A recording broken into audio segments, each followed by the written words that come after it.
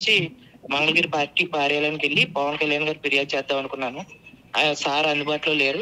తర్వాత మా మంత్రివర్యులు కందుల దుర్గేష్ గారు కూడా చెప్పాను. ఆయన డిఎస్పీ గారు చెప్పారు కేసు విచారణ చేయమని. పోలీసులు ఈ రోజు తను గవర్నమెంట్ హాస్పిటల్కి వచ్చి స్టేట్మెంట్ రికార్డ్ చేయడం జరిగిందండి. ఈ లోట్లోనే పోలీసులు కొంతమంది ఎవరైతే నిందితులు ఉన్నారో వాళ్ళకి ఫోన్ల ద్వారాగా ఆ కంప్లైంట్ ఫిర్యాదు ఫోటో తీసుకోవడం వాళ్ళకి పెట్టడం జరిగింది. వాళ్ళతోటి పోలీసులు కూడా కొంతమంది టచ్లో ఉండటం కూడా జరుగుతుందండి. మీకు అంటే ఈ ఎపిసోడ్ మొత్తం అయిన తర్వాత అందరికీ ఒక క్లారిటీ వచ్చింది ఆల్రెడీ. మీకు న్యాయం జరిగిద్దని మీకు నమ్మకం ఉందా అయ్యప్ప గారు? ఇప్పుడు నాకైతే న్యాయం జరుగుతుందని నమ్మకం లేదండి. ఎందుకంటే వాళ్ళు టీడీపీ పార్టీలో 307 ఇంటి మీద దాడి చేసి 307 కేసు ఉన్నప్పటికీ కూడా దాన్ని విచారణ చేయకుండా మళ్ళీ మండల అధ్యక్ష పదవి అతనికి ఇచ్చారండి.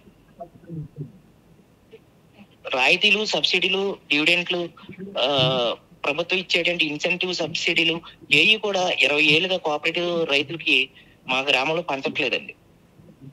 పైగా ఎవరైతే బాధితులు కంప్లైంట్లు ఇస్తారో వాళ్ళ పంచాయతీ అడ్డం పెట్టుకుని వాళ్ళ మెట్లు వచ్చినాయని మెట్లు కొట్టించడం, లేకపోతే వాళ్ళ వాళ్ళకి కరెంట్లు కట్ చేయించడం, ఇటువంటి దాడులు కూడా చేస్తున్నారు. అందువల్ల వాళ్ళకి జడిచి ఎస్సీ ఎస్టీ కేసులు పెడతారని, లేకపోతే వాళ్ళ దగ్గర ఎక్కువ మంది ఉన్నారని రైతులు జడిసి వాళ్ళకి ఎదురు వెళ్ళట్లేదండి.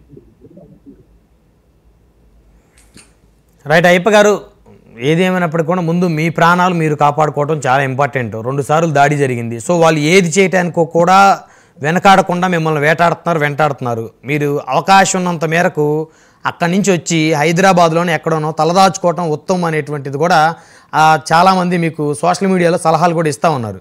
సో ముందు మీరు ప్రాణాలు కాపాడుకోండి. ముఖ్యమంత్రి గారిని, ఉప ముఖ్యమంత్రి గారిని, హోంమంత్రి గారిని కలవండి, కలిసి ఆధారాలు సబ్మిట్ చేయండి. మూర్ఖత్వంగా మీరు అక్కడే ఉండి పోరాటం చేస్తారంటే వ్యవస్థలన్నీ కూడా ఏకమై మీ మీద దాడి చేస్తున్నట్టు స్పష్టంగా అర్థమవుతుంది. ఒక అడ్వకేట్ మీకే రక్షణ లేకపోతే సామాన్య ప్రజలకి ఇంకా రక్షణ ఉండదని చెప్పేసి అందరూ భయభ్రాంతులకు గురి అయ్యేటువంటి అవకాశం ఉంది. థ్యాంక్ యూ అండి అయ్యప్ప గారు.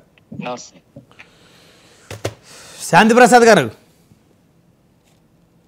బ్రహ్మనాయుడు అయ్యప్ప గారు లైన్ లో ఉంచండి.